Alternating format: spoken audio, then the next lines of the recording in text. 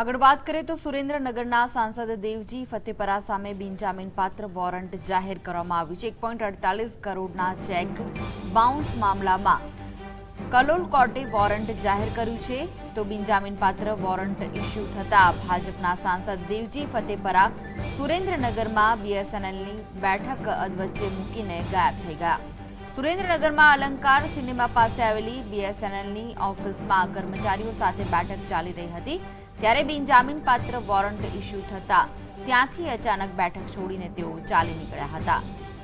1.48 કરોડના check bounce થતા તેમની સામે બિનજામીન પાત્ર વોરંટ ઇસ્યુ કરવામાં આવ્યું છે।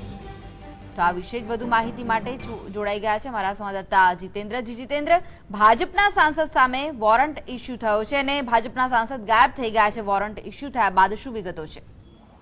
જી યુતિ, વાત કરીએ તો સુરેન્દ્રનગર ભાજપના લોકસભાના સાંસદ દેવજીભાઈ ફતેપરા અને ગુજરાત જિલ્લા પંચાયત ગાંધીનગરના ઉપપ્રમુખ પ્રભાતસિંહ ઠાકોરે જમીન લેતી દેતી મામલે 1.48 કરોડનો દેવજીભાઈએ ચેક આપ્યો હતો। આ ચેક બાઉન્સ થતા દેવજીભાઈ સામે છેતરપિંડીની ફરિયાદ કલોલ કોર્ટમાં દાખલ કરવામાં આવી હતી। જે દરમિયાન અગાઉ પણ ગત જાન્યુઆરી મહિનામાં સાંસદ સામે જામીનપાત્ર વોરંટ ઇસ્યુ કરવામાં આવ્યું હતું। ત્યારબાદ તેઓ સતત મુદ્દત દરમિયાન ગેરહાજર રહેતા હતા અને આજે ફરીથી કલોલ કોર્ટ દ્વારા બિન જામીનપાત્ર વોરંટ કાઢવામાં આવ્યું છે। આ વોરંટ કાઢવા બાદ સાંસદ અહીંયા સુરેન્દ્રનગર બીએસએનએલની ઓફિસ ખાતે મિટિંગમાં ઉપસ્થિત હતા, જ્યારે આ સમાચાર મળતા તેઓ અધૂરી મિટિંગ છોડી અને જતા રહ્યા હતા અને આ મામલે કાંઈ પણ મીડિયા સામે કહેવાનો ઇનકાર કર્યો હતો। જી કૃષ્ણા।